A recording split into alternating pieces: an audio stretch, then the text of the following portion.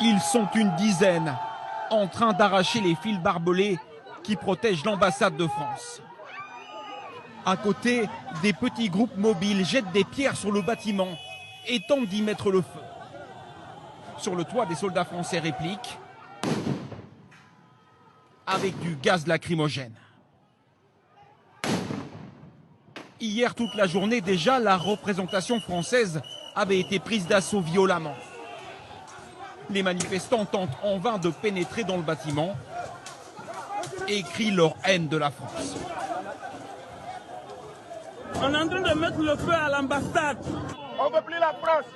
On ne veut plus la France dans notre pays. À part les Français sont ici, ils n'ont rien fait pour le Burkina. Plusieurs autres symboles de la France ont été attaqués, comme les instituts français. Ici, celui de Ouagadougou, après le passage des pilleurs. Tous les ordinateurs ont été emportés. Tout a été saccagé. Sur les réseaux sociaux, des menaces de mort contre les Français sont aussi proférées.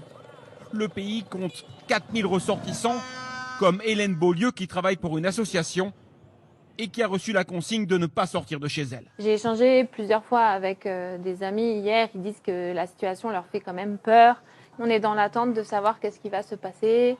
Voilà, quelle va être la situation à la fin. Les manifestants qui attaquent les intérêts français et n'hésitent pas à sortir des drapeaux russes, ce sont les soutiens de cet homme, le nouvel homme fort du Burkina Faso, le capitaine Ibrahim Traoré. Il a pris le pouvoir par la force il y a 2 jours. Il a d'abord accusé la France d'ingérence, mais son porte-parole appelle désormais au calme. Nous vous invitons donc à vaquer librement à vos occupations et à vous départir de tout acte de violence et de vandalisme.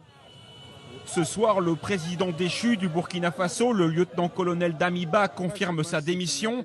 Il s'est réfugié au Togo voisin. Il avait lui-même déjà pris le pouvoir par la force en janvier dernier.